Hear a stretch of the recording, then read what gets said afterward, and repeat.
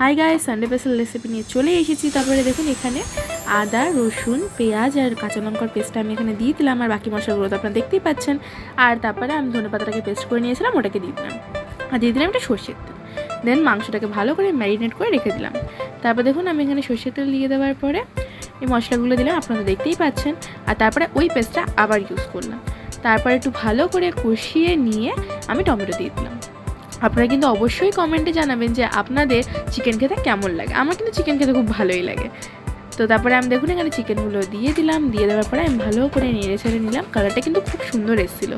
তারপরে আমি আন্দাজ মতো জল দিয়ে দিলাম, দিয়ে দেওয়ার পরে নামিয়ে নিলাম। দেখুন দেখতে কিন্তু খুব ভালো লাগছিলো, আর খেতেও কিন্তু তেমনি হয়েছিল। তো আজকের মতো বাই, আবার নেক্সট ভিডিওতে দেখা হবে। সুস্থ থাকবেন, ভালো থাকবেন, অবশ্যই এটা করে কমেন্টে জানাবেন।